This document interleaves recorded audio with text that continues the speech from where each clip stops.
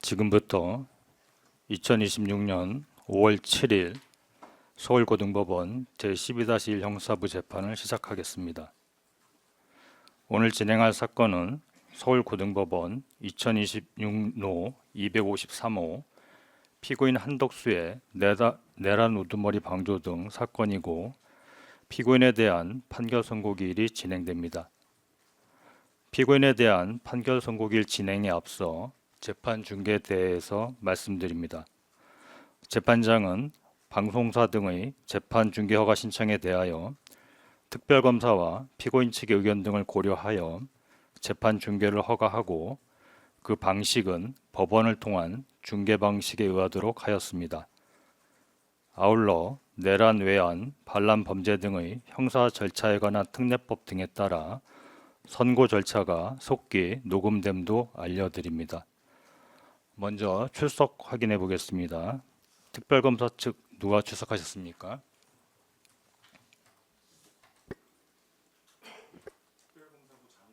차장검사 김정국, 윤기선 검사, 김현진 검사 출석했습니다. 피고인 한덕수 피고인 나오셨고요. 변호인 누가 출석하셨습니까? 해광의 임성근, 정연택, 고배민, 임재훈 변호사 4사람 출석했습니다.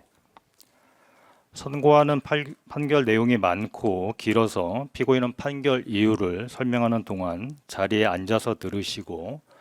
주문 낭독할 때 일어서시기 바랍니다. 오늘 진행할 판결 선고는 이 사건 공소 사실의 요지 및 원심의 판단, 항소 이후의 요지 및 그 판단, 결론,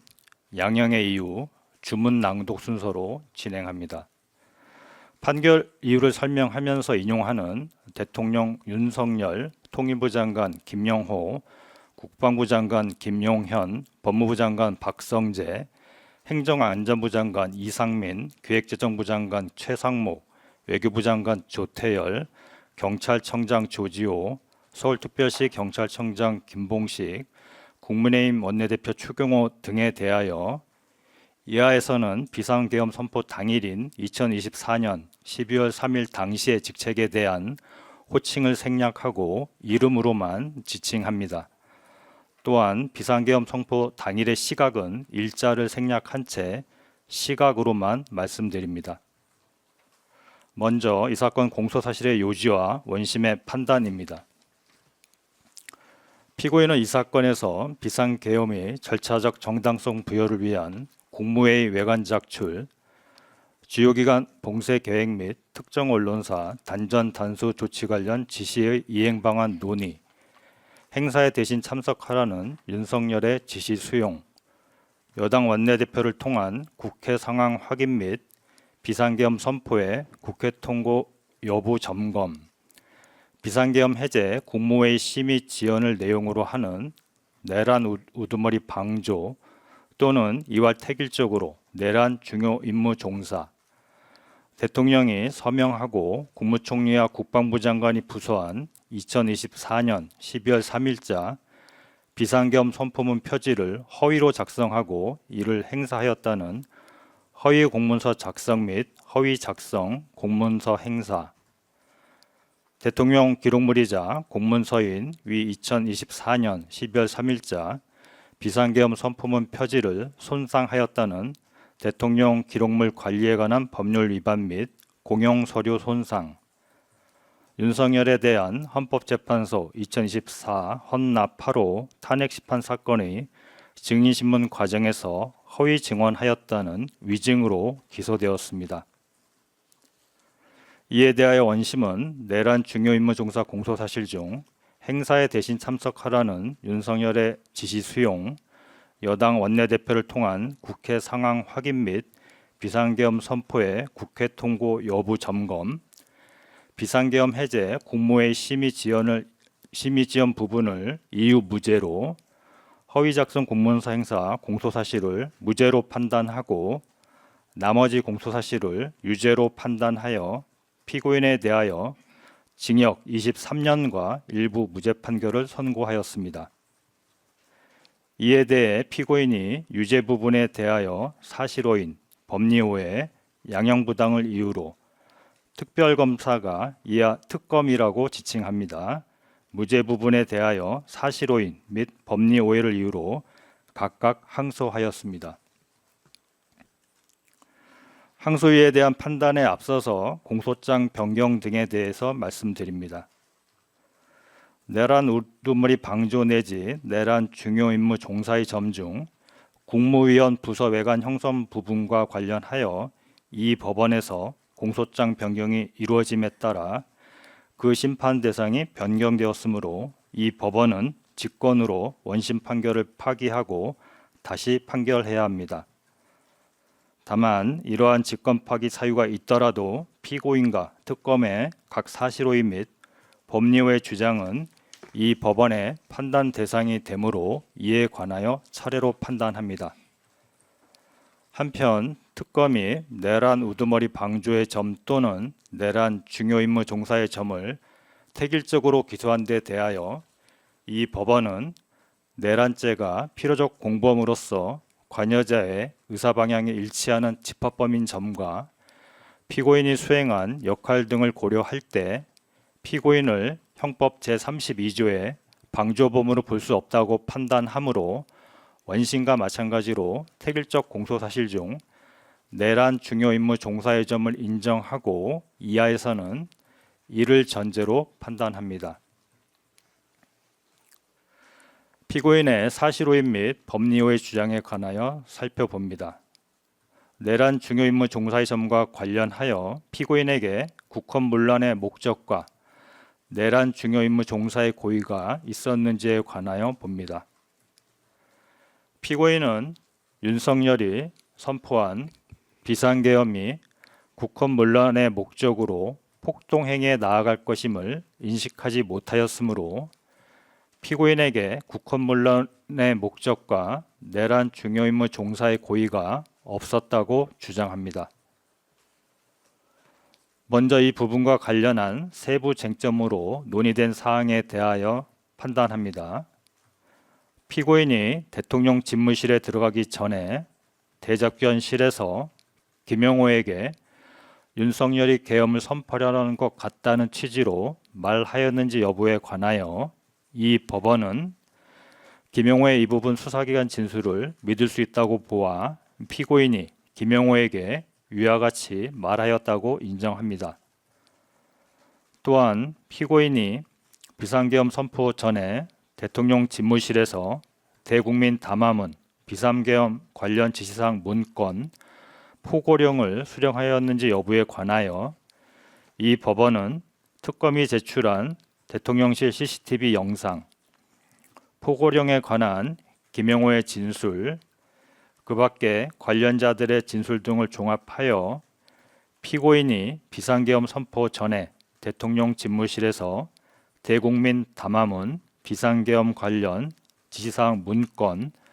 포고령을 수령한 사실도 인정합니다.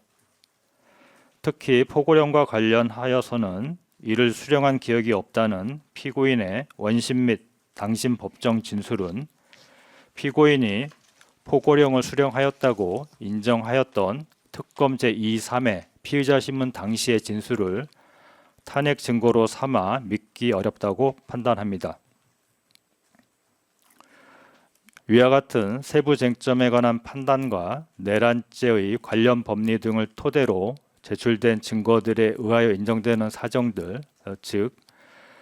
피고인이 2024년 9월 3일경 국회 예산결산 특별위원회에서 계엄 의혹에 관하여 답변한 내용, 피고인이 비상계엄 선포 당일 대통령 집무실에서 윤석열로부터 들은 비상계엄 선포의 이유가 주로 야당의 탄핵소추 남발과 예산 삭감 등으로 인한 국정 수행의 어려움에 관한 것인 점, 김명희 의원이 대접견실에서 군대가 대기하고 있다는 취지로 말하는 것을 피고인이 지켜보았던 점, 피고인이 대통령 집무실에서 받은 대국민 담화문, 포고령 등에는 국회의원들의 활동 및 기능을 저지 내지 금지하려는 의도와 목적이 명확히 드러나는 점 등을 종합하여 보면 피고인은 이 사건 비상계엄 선포에 따른 조치가 일반적인 비상계엄 하에서 이루어지는 조치를 넘어서 국회를 봉쇄하는 등 국가기관의 기능을 정지시키는 등 위법한 것이고 국헌을 물러나게 할 목적으로 비상계엄이 선포되어 포고령이 발령되고 군 병력과 경찰 공무원 등 다수인이 집합하여 폭동행위에 나아간 것을 인식하였다고 보입니다. 피고인은 위와 같은 인식 하에 뒤에서 판단하는 바와 같이 이 사건 내란 행위에 가담하기로 결의하여 비상계엄의 절차적 요건을 갖추도록 하기 위해 윤석열에게 형식적으로나마 의사 정족수를 채운 국무회의 심의를 거칠 것을 건의하는 등 내란 행위에 있어 중요한 임무에 종사하였다고 인정됩니다. 따라서 이 법원은 피고인에게 이 사건 내란 중요 임무 종사의 점에 관하여 국헌을 물러나게 할 목적 및 내란 중요 임무 종사의 고의가 있었다고 판단하므로 같은 취지의 원심의 판단은 정당하고 피고인의 사실오인 및 법률의 주장은 받아들이지 않습니다. 내란 중요 임무 종사의 점 중 절차적 정당성을 갖추기 위한 국무회의 외관 형성 부분에 관하여 봅니다. 피고인은 국무회의 심의 외관을 형성하지 않았고 피고인이 윤석열에게 국무위원들을 소집하도록 건의한 것은 비상계엄 선포를 반대하려는 의도였을 뿐이라고 주장합니다. 그러나 내란죄의 관련 법리 등을 토대로 제출된 증거들에 의하여 인정되는 사정들, 즉 피고인은 비상계엄이 위헌,위법적인 것임을 인식하였음에도 윤석열에게 의사정족서를 채운 국무회의 소집을 건의한 점, 피고인이 다른 국무위원들과 비상계엄 선포 시까지 대접견실에서 대기하면서 형식적인 의사정족수 요건을 갖추기 위하여 국무위원들 중 일부만 소집한다는 상황에 대한 인식을 공유하고 일부 국무위원에게는 피고인이 직접 빨리 올 것을 재촉하는 전화를 하는 등으로 그 소집 행위에 직접 관여하였던 점, 그러한 상황 하에서 의사 정족수를 채우는 것 외에는 국무회의 부의장으로서 비상계엄 선포안에 관하여 소집된 국무위원들로 하여금 의견을 개진하게 하거나 이들로부터 반대 의견을 수렴하는 등으로 실질적인 의견 교환과 조정이 이루어지는 국무회의 운영을 위한 조치를 취하지 않았고 피고인은 일부 국무위원들이 윤석열에게 비상계엄 선포를 하지 말 것을 적극적으로 말리는 상황에서도 별다른 의견을 표명하지 않았으며 비상계엄 선포 직전에 도착한 일부 국무위원들에게 당시 상황을 설명하거나 윤석열에게 의견을 제시해 보라는 등의 언동조차 하지 않았던 점 등을 종합하여 보면 피고인은 국무회의 심의라는 외관을 갖추도록 하는 행위를 하였다고 인정할 수 있습니다.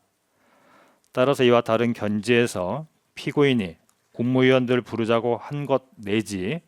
국무회의 소집을 건의한 의도가 비상계엄을 반대하기 위한 것이었으나 그 결과를 막지 못한 것에 불과하다는 취지의 피고인의 주장은 받아들이지 않습니다. 그리고 피고인의 이와 같은 행위는 내란 행위의 수단으로 이용된 비상계엄 선포를 위해 헌법에서 요구하는 필수적 절차 요건을 형식적으로라도 갖추어 비상계엄 상태를 유지할 수 있게 하는 것이라는 점에서 내란 행위에 있어 중요한 임무에 종사한 것으로 평가할 수 있습니다. 다만 원심 판결 중 국무회의 심의외관 형성과 관련하여 부작위범으로 인정한 부분에 대하여 이 법원은 부작위범의 법리상 별도의 부작위범이 성립될 요건을 갖추지 못하였다고 판단하고 피고인의 부작위는 앞에서 인정한 국무회의 심의외관 형성에 관한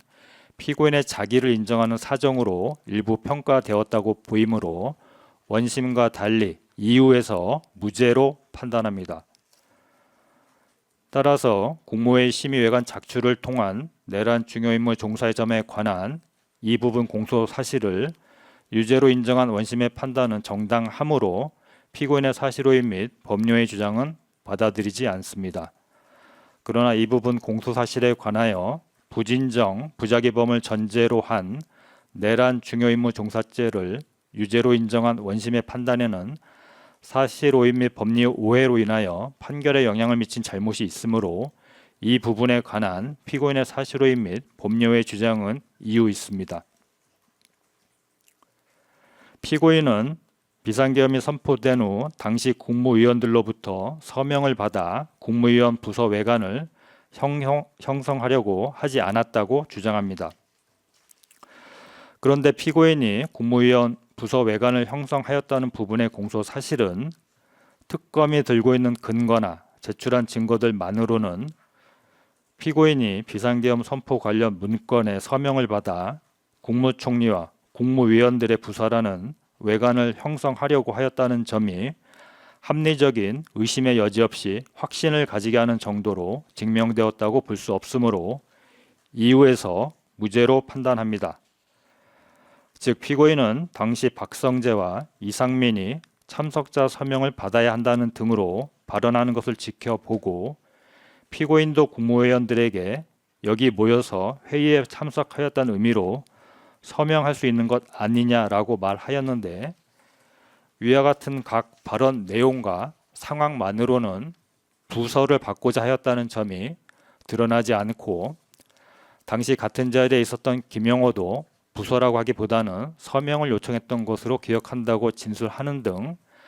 당시 함께 있었던 국무위원들이 피고인이 부서를 요청한 것으로 인식하였다고 보이지 않으며 일반적 국무회의의 경우 전자시스템 방식으로 참석자 확인을 한다는 사정만으로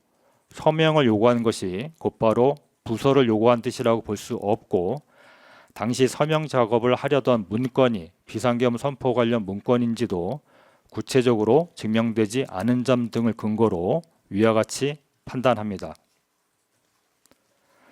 다만 그와 같이 국무위원 부서 외관을 형성하였음이 인정되지 않는다고 하더라도 앞에서 판단한 것과 같이 피고인이 참석자 확인을 위한 의도로 서명을 요청하였다는 사실은 인정이 되는 바 제출된 증거들을 종합하면 피고인은 의사 정족수를 채운 국무회의 심의라는 외관을 만들어내는 데 있어 국무회의에 참석한 국무위원들의 참석하였다는 취지의 서명이 필요하다고 생각하고 당시 참석한 국무위원들로부터 서명을 받으려고 시도함으로써 윤석열의 위법한 비상계엄 선포에 있어 절차적 정당성을 갖추도록 하였다고 인정할 수 있습니다. 피고인의 이러한 행위는 앞에서 유죄로 판단한 국무회의 심의회관 형성 행위와 일련의 행위로서 국무회의 외관 작출을 통한 내란 중요임무 종사죄를 구성한다고 판단합니다. 따라서 이 부분 공소 사실 중 비상계엄 선포 관련 문건에 대한 국무위원 부서를 받으려고 하였다는 점에 관한 부분은 범죄의 증명이 없으나 이 부분 공소사실과 동일성이 인정되는 범위 내에 있는 공소사실로서 국무회의 관련 문건에 대한 참석자 서명을 받으려고 하였다는 점에 관한 부분은 유죄로 인정할 수 있으므로 이 부분 공소사실 중 부서와 관련된 부분을 다투는 피고인의 주장은 이유 있고 나머지 점에 관한 피고인의 주장은 이유 없다고 판단합니다. 다음 내란 중요임무 종사의 점 중 주요 기관 봉쇄 계획 및 특정 언론사 단전 단수 조치 지시의 이행 방안 논의 등 부분에 관하여 봅니다. 피고인은 이상민과 위 단전 단수 조치 지시사항 문건의 이행 방안 등을 논의하지 않았다고 주장합니다. 먼저 이상민이 대접견실에서 위 단전 단수 조치 지시사항 문건을 소지하였는지에 관한 쟁점에 관하여 판단합니다. 이에 관하여는 김영현이 위 탄핵 심판 사건의 증인신문 기일에서 한 진술, 위 단전 단수 조치 지시사항 문건의 구체적 내용에 관한 김영현, 조지호, 김봉식의 각 진술, 이상민의 소방청장 등과의 통화 내용 등을 종합하면 이상민이 대접견실에서 위 단전, 단수조치, 지시사항 문건을 소지하고 있었다고 인정할 수 있습니다. 그리고 피고인이 비상계엄 선포 후 대접견실에서 윤석열이 이상민에게 전화하라는 취지로 지시받는 것을 본 후 이상민에게 먼저 남으라는 취지로 요청한 점, 피고인과 이상민이 대접견실에 둘만 남아 22시 54분경부터 23시 4분경까지 10분 동안 비상계엄 관련 문건과 위 단전 단수 조치 문건을 자세하게 검토하고 협의한 점, 피고인은 비상계엄 선포로 위헌, 위법한 조치가 이루어질 것임을 알고 있었다고 보이고 위 단전, 단수 조치 문건을 검토하면서 정부의 비판적인 특정 언론사 등을 상대로 단전 단수라는 물리적 방법으로 이들을 통제하려는 사정을 알 수 있었다고 보이는 점, 피고인과 이상민이 위와 같이 협의한 이후 23시 23분경 포고령이 발령되자 이상민이 곧바로 경찰청장과 소방청장에게 전화를 하여 위 단전 단수 조치 지시사항 문건에 기재된 내용대로의 후속 조치에 나아간 것으로 보이는 점 등을 종합해 보면 피고인은 이상민과 위 단전 단수 조치 지시사항 문건에 관한 이행 방안 등을 논의하면서 이상민에게 이를 이행하도록 한 것으로 인정할 수 있습니다. 또한 피고인의 이러한 행위는 대통령의 명을 받아 행정각부를 통할할 수 있는 지위에 있는 피고인이 담당 부처 장관인 이상민과 함께 윤석열의 이상민에 대한 직접적인 내란 실행 행위에 관한 지시사항을 협의, 점검하고 위 지시사항이 차질 없이 실행될 수 있도록 독려하는 방법으로 내란 행위에 기여한 것으로서 내란 범행에서 중요한 임무에 종사한 것이라고 평가할 수 있습니다.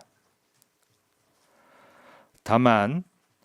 원심 판결 중 위 단전, 단수조치 지시의 이행 방안 논의 등 부분과 관련하여 부작위범으로 인정한 부분에 대하여는 특검이 기소한 부분이 아닌 것에 대하여 판단한 것으로 인정되므로 검사가 기소하지 않은 부분에 대해서는 법원이 심판 대상으로 삼을 수 없다는 불고불리의 법리에 따라서 파기를 하여야 합니다. 따라서 피고인이 이상민과 주요기관 봉쇄 계획 및 특정 언론사 단전 단수 조치 지시 이행 방안 등을 논의하고 이상민으로 하여금 이를 이행하도록 함으로써 윤석열 등의 내란 행위에 있어 중요한 임무에 종사하였다는 이 부분 공소 사실을 유죄로 인정한 원심의 판단은 정당하므로 피고인의 사실오해 및 법리오해 주장은 받아들이지 않습니다. 그러나 이 부분 공소 사실에 관하여 부작위범이 별도로 성립된다는 원심의 판단은 위와 같은 법리 오해의 잘못이 있어 직권으로 파기합니다. 다음 허위공문서 작성의 점에 관하여 봅니다. 피고인은 비상계엄 선포문 표지가 허위공문서에 해당하지 않고 피고인에게 고의가 없었으며 다른 공범들과 공모하지도 않았다고 주장합니다. 그러나 대한민국 헌법 제82조에서 규정하는 문서주의 및 부서제도가 대통령의 국법상 행위에 책임 소재를 확실하게 하고 대통령의 권력을 통제하는 절차로서 기능하기 위해서는 대통령의 국법상 행위 이전에 국무총리와 관계국무위원회 부서가 이루어져야 할 것인데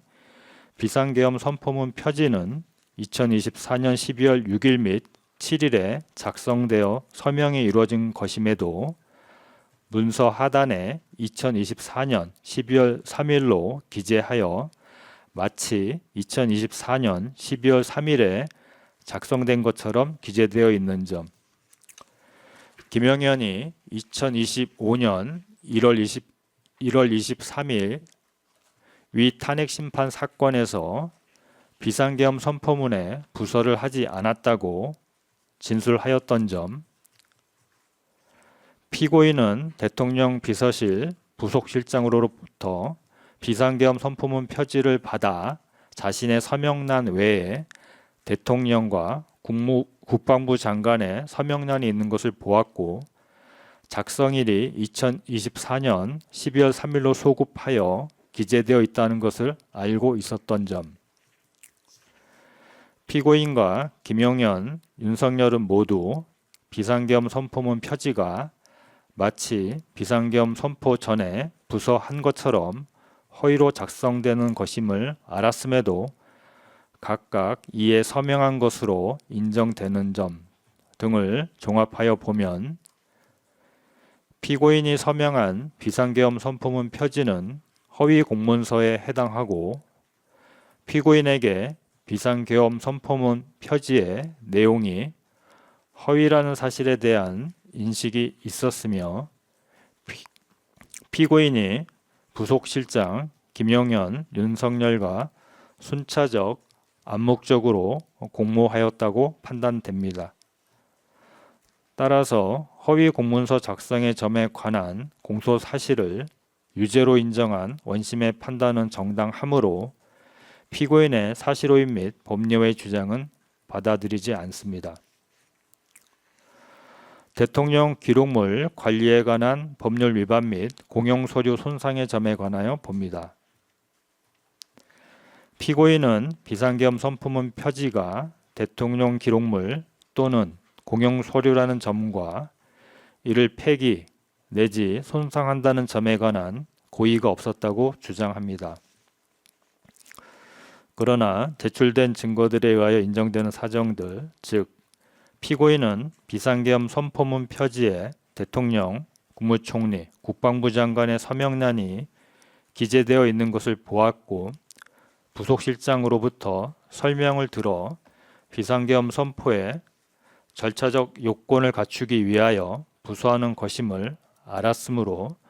윤석열과 김용현이 위 문서에 서명할 것임을 충분히 예상할 수 있었던 점, 부속실장은 피고인이 비상계엄 선포문 표지의 폐기를 요청하면서 자신의 서명 부분을 따로 특정하지는 않았다는 취지로 진술하였고 피고인도 부속실장에게 자신의 서명란만을 특정하여 지워달라고 한 것이 아니라 위 표지를 폐기해달라고 한 점 등에 비추어 보면 피고인에게 비상계엄 선포문 표지가 대통령 기록물 및 공용서류에 해당한다는 점과 이를 폐기 내지 손상한다는 점에 관한 인식이 있었다고 판단됩니다. 따라서 대통령 기록물 관리에 관한 법률 위반 및 공용서류 손상의 점에 관한 공소사실을 유죄로 인정한 원심의 판단은 정당하므로 피고인의 사실오인 및 법리외의 주장은 받아들이지 않습니다. 다음 위증의 점에 관하여 봅니다. 피고인은 비상계엄 관련 지시사항 문건을 교부받은 적이 없고 김용현이 이상민에게 주요기관 봉쇄 계획 및 단전, 단수조치 지시사항 문건을 주는 것을 본 적이 없으므로 피고인이 윤석열에 대한 탄핵심판 사건에서 위증한 것이 아니라고 주장합니다. 먼저 대통령실에서 특별한 문건, 즉 비상계엄 관련 지시사항 문건을 교부받은 사실이 없다는 취지의 진술 부분에 관하여 판단합니다. 제출된 증거들에 의하여 인정되는 사정들, 즉 탄핵심판 사건의 청구인 대리인 변호사 김남준이 피고인에게 최상목, 조태열이 윤석열 측으로부터 A4 문건을 받은 사실과 김용현이 이상민, 조태용 피고인에게도 문건을 주었다고 진술한 사실을 언급하면서 피고인도 특별한 문건을 받은 사실이 없느냐고 질문하였으므로 피고인은 위 특별한 문건이 피고인에 대한 비상계엄 관련 지시사항 문건이라고 이해하였을 것으로 보이는 점, 김용현은 윤석열로부터 관련 부처에 필요한 협조사항이 있으면 협조를 하라는 지시를 받아 최상목, 조태열, 이상민, 조지호, 김봉식 외에 피고인에게 줄 문건도 작성하였다고 진술한 바, 최상목, 조태열, 이상민, 조지호, 김봉식은 모두 소관 업무에 관한 지시사항이 담긴 문건을 교부받은 것으로 보이므로 김용현의 진술에 부합하는 점, 피고인이 대통령 집무실에서 나온 이후 22시 44분경 자신의 양복 상의 안주머니에서 문건을 꺼내 읽어본 것은 피고인이 대통령 집무실에서 윤석열 또는 김용현으로부터 받은 비상계엄 관련 지시사항 문건으로 봄이 타당한 점 등을 종합하여 보면 피고인이 헌법재판소에서 대통령실에서 특별한 문건을 받은 사실이 없다는 취지로 진술한 것은 기억에 반하는 허위 진술이라고 판단됩니다.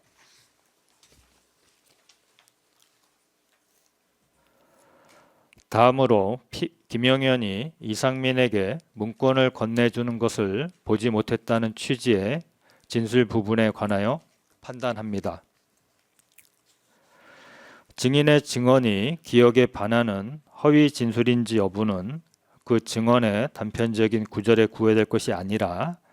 당의 신문 절차에 있어서의 증언 전체를 일체로 파악하여 판단하여야 할 것이고, 증언의 의미가 그 자체로 불분명하거나 다의적으로 이해될 수 있는 경우에는 언어의 통상적인 의미와 용법, 문제된 증언이 나오게 된 전후 문맥, 신문의 취지, 증언이 행하여진 경위 등을 종합하여 당의 증언의 의미를 명확히 한 다음 허위성을 판단하여야 합니다. 그런데 김남준이 피고인에게 이 부분 질문을 하기 직전에 한 질문들과 그에 대한 피고인의 답변 내용, 흐름 및 문맥을 고려하면 피고인은 김용현이 이상민에게 이 문건 주는 것 그런 것 본 적 없습니까? 라는 질문에 이 문건을 이상민에 대한 비상계엄 관련 지시사항 문건인 주요기간 봉쇄 계획 및 단전 단수조치 지시사항 문건으로 이해하였을 가능성이 높아 보이는 점, 특검은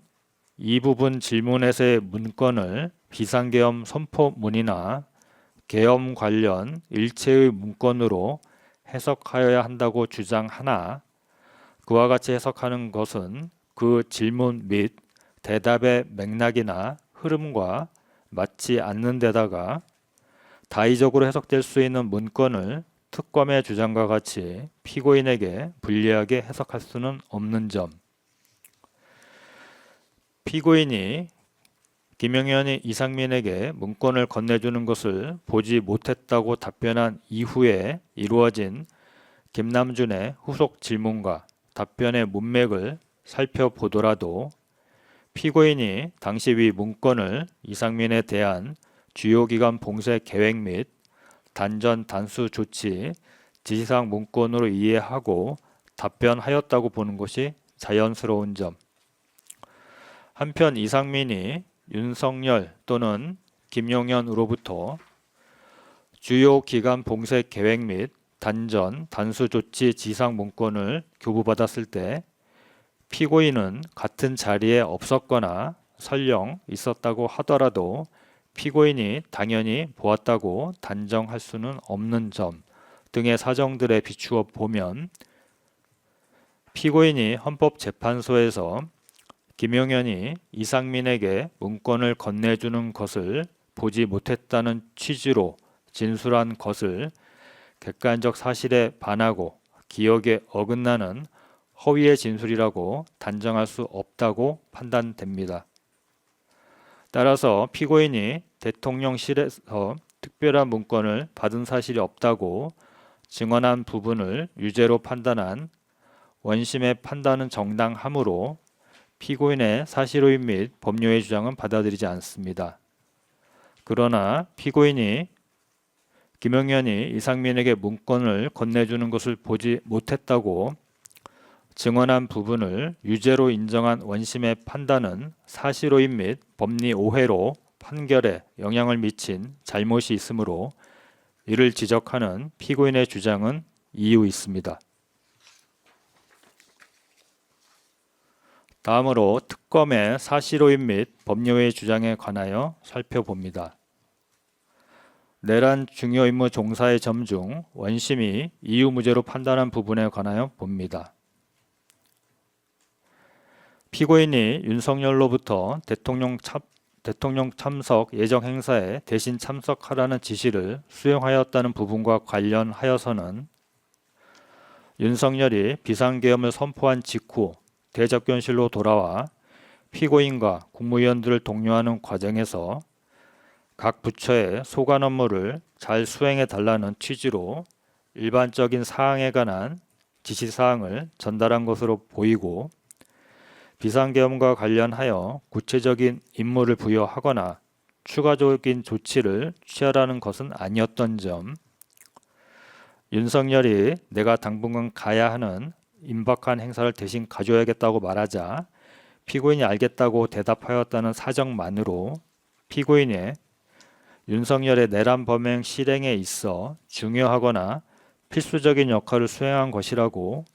보기 어려운 점 등에 비추어 볼 때 원심이 이 부분 공소사실을 무죄로 판단한 것은 정당합니다. 다음, 피고인이 비상계엄이 선포된 후 추경호와 통화하면서 비상계엄 해제 결의를 지연시켰다는 부분과 관련하여서는 제출된 증거들만으로는 피고인이 추경호를 통해 국회 상황을 확인하였다고 보기 어렵고 피고인이 추경호에게 비상계엄이 지속될 것 같은 신뢰를 부여하였다거나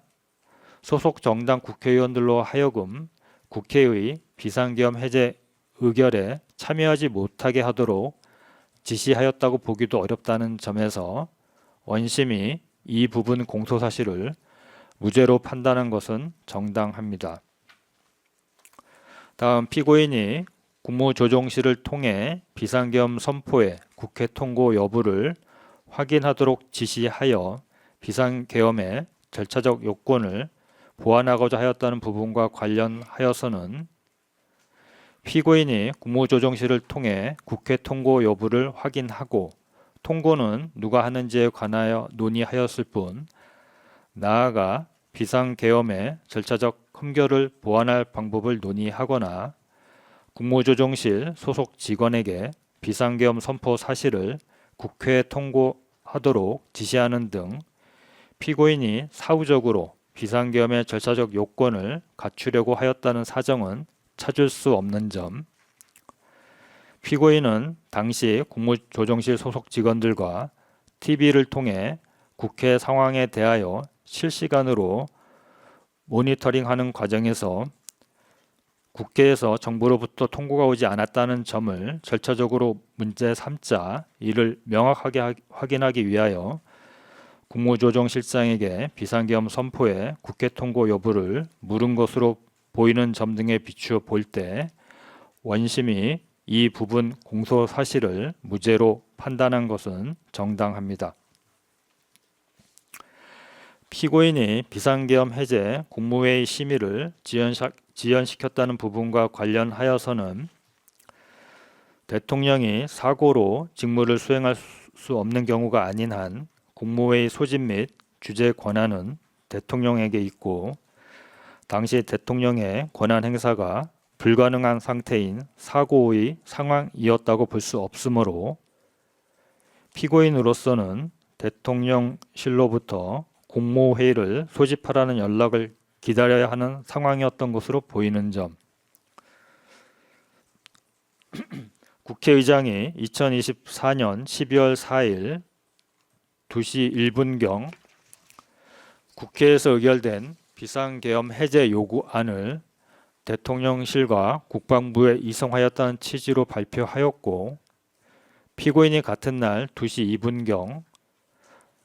비서실장으로부터 비상계엄 해제 국무회의를 진행해야 하니 지금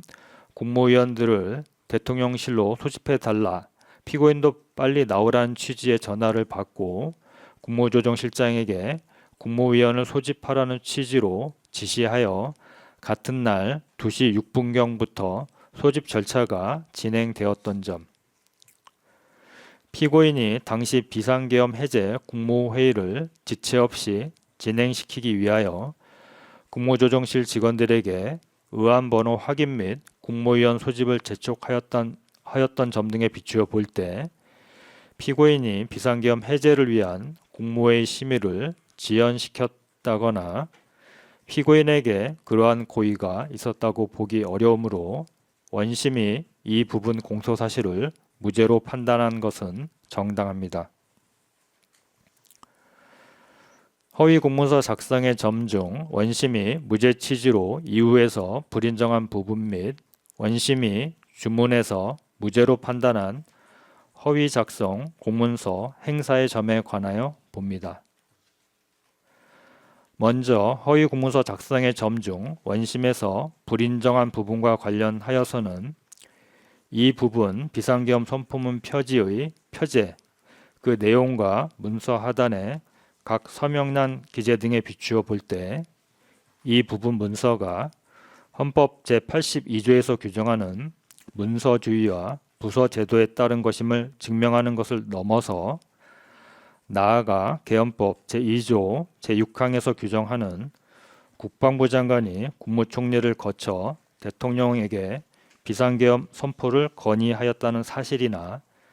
비상계엄 선포 전에 정상적인 국무회의 심의를 거쳤다는 사실을 증명하는 것이라고 보기 어렵습니다. 따라서 같은 취지에서 원심이 이 부분 공소 사실을 무죄 취지로 판단하여 불인정한 것은 정당합니다. 다음으로 원심의 무죄 부분인 허위 작성 공문서 행사의 점과 관련하여서는 허위 작성 공문서 행사에 관한 행사죄가 성립하기 위해서는 해당 문서가 허위 작성되었다는 사정을 알지 못하는 사람들도 이를 열람할 수 있게 하는 등 형법상 공문서에 관한 제의 보호법익인 문서에 관한 공공의 신용을 위태롭게 하는 행위가 존재한다고 볼 수 있어야 하는 점, 부속실장이 비상계엄 선포문 표지를 자신의 사무실 서랍 안에 보관한 것을 두고 그 효용 방법에 따라 사용, 즉 행사하였다고 보기는 어려운 점 등에 비추어 보면 원심이 허위 작성 공문서 행사의 점에 관한 공소 사실을 무죄로 판단한 것은 정당합니다. 따라서 특검의 사실 오인 및 법리오의 주장은 모두 받아들이지 않습니다. 전체적인 결론 부분을 말씀드립니다. 원심 판결에는 앞서 설명한 바와 같은 공소장 변경과 부작위 범에 관한 법리 오해로 인한 직권 파기 사유가 있습니다. 또한 국무회의 심의 외관 형성 관련 부작위 및 국무위원 부서 외관 형성 부분에 관한 내란 중요 임무 종사의 점과 문건 전달, 장면 목격 사실 관련 위증의 점에 관한 피고인의 사실오인 및 법리오의 주장은 이유 있습니다. 따라서 위 각 부분은 파기되어야 하는데 위 파기 부분과 이유무죄 부분을 포함한 나머지 유죄 부분은 형법 제37조 전단의 경합범 또는 일제의 관계에 있어 하나의 형을 선고하여야 하므로 원심 판결 중 이유무죄 부분을 포함한 유죄 부분은 전부 파기되어야 합니다. 따라서 피고인의 양형부당 주장에 관한 판단을 생략한 채 형사소송법 제364조 제2항, 제6항에 따라 원심 판결 중 유죄 부분, 이유무죄 부분을 포함합니다. 유죄 부분을 파기하고 변론을 거쳐 다시 판결합니다. 한편 원심 판결 중 허위 작성 공문서 행사의 점에 대한 특검의 항소는 이유 없으므로 형사소송법 제364조 제4항에 따라 이를 기각합니다. 끝으로 양형에 관하여 살펴봅니다. 우리나라의 헌법 질서 아래에서 폭력 등의 수단에 의하여 헌법기관의 권능 행사를 불가능하게 하거나 헌법의 기능을 소멸시키는 행위는 어떠한 경우에도 용인될 수 없습니다. 내란죄는 폭동으로 국가 조직의 기본 제도를 파괴함으로써 국가의 존립을 위태롭게 하고 헌법상 민주적 기본 질서 자체를 직접 침해하는 범죄로서 그 성격과 중대성에 있어 어떠한 범죄와도 비교할 수 없는 중대 범죄입니다. 또한 내란은 국가기관의 기능을 마비시키는 데 그치지 않고 법과 제도가 정상적으로 작동한다는 신뢰를 근본적으로 훼손하여 사회의 안정성과 국민의 기본권 보호 체계를 동시에 위협하는 중대한 위험을 초래합니다. 피고인은 위헌 위법한 비상계엄 선포를 위시한 일련의 내란 행위에서 비상계엄의 절차적 정당성 시비를 차단하고자 비상계엄 선포에 앞서 헌법상 필수적 사전 절차인 국무회의 심의를 거친 듯한 외관을 갖추게 하고 비상계엄 선포의 후속 조치 중 하나인 특정 언론사 단전단수 조치 지시의 이행 방안 등을 관계부처 장관과 논의하여 이행할 수 있도록 함으로써 내란 행위에 있어 중요한 임무에 종사하였습니다. 나아가 피고인은 비상계엄 선포 후 절차적 하자를 은폐하기 위하여 허위로 공문서를 작성하였고 수사가 개시되자 대통령 기록물이자 공용 서류인 위 공문서를 폐기하였으며 윤석열의 탄핵 심판 사건의 증인으로 출석하여 위증까지 하였습니다. 피고인은 국무총리로 대통령의 제1보좌 기관이자 행정부의 2인자이며 국가 최고 정책심의기구인 국무회의의 부의장으로서 대통령의 권한이 합법적으로 행사되도록 보좌하고 잘못된 권한 행사에 대해서는 응당 이를 견제하고 통제해야 할 의무가 있었습니다. 또한 피고인은 1970년경 행정부 사무관으로 임명된 이후 군복무 중이었던 1972년 및 경제관료로 재직하던 1970년부터 1980년경 있었던 위헌, 위법한 비상계엄 조치와 내란 상황을 경험하여 그러한 사태가 야기하는 광범위한 피해와 혼란, 그 심각성과 중대성도 잘 알고 있었습니다. 그럼에도 불구하고 피고인은 자신이 부여받은 권한과 지위에서 오는 막중한 책무를 저버리고 오히려 위와 같이 비상계엄의 절차적 정당성을 갖추려는 방법으로 내란 행위에 가담하는 편에 섰고 자신의 죄책을 감추기 위해 사후적인 범행들까지 저질렀다는 점에서 그 죄책이 매우 무겁습니다. 피고인은 수사기관에서부터 당신 법정에 이르기까지 비상계엄의 충격으로 인해 기억이 나지 않는다는 진술을 반복하고 비상계엄 관련 문건 대부분을 직접 파쇄하였다고 하는 등 자신의 책임 회피에 급급한 모습을 보이거나 납득하기 어려운 진술을 하고 있는 바, 이러한 피고인의 태도는 국민과 역사 앞에 무거운 책임감을 느끼고 매 순간 자책하며 나날을 보내고 있다는 피고인의 원심 및 당신 법정에서의 진술을 감안해 보더라도 그 비난을 면할 수 없습니다. 따라서 피고인에게는 자신이 저지른 죄책에 상응하는 엄중한 처벌이 불가피합니다. 한편 피고인이 비록 내란 중요 임무에 종사하기는 하였으나 이 사건 비상계엄이 있기 전까지 50여 년간 공직자로 봉직하는 동안 외교통상부 교섭본부장, 국무조정실장, 경제부총리 겸 재정경제부 장관,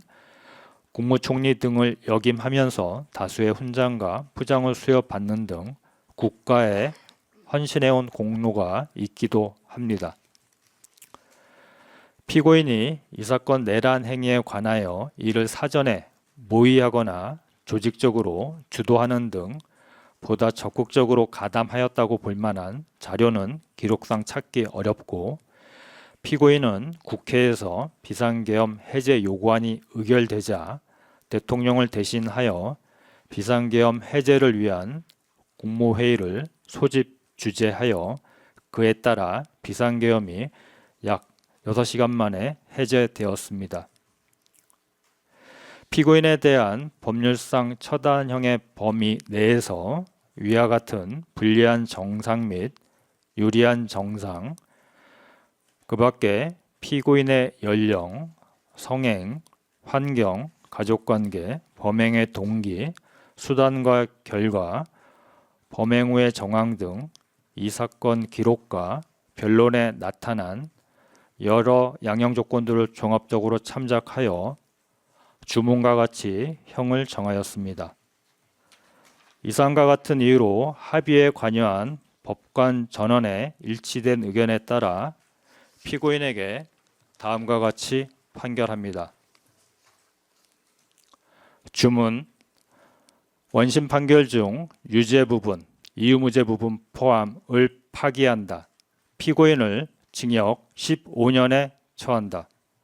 원심 판결 중 허위 작성 공문서 행사의 점에 대한 특별검사의 항소를 기각한다. 피고인은 이 판결에 불복이 있으면 오늘부터 7일 이내에 대법원에 상고를 제기할 수 있고, 상고장은 이 법원에 제출하여야 합니다. 피고인은 구금되어 있으므로 구치소장에게 상고장을 제출하여도 됩니다. 이상으로 판결 선고를 마칩니다.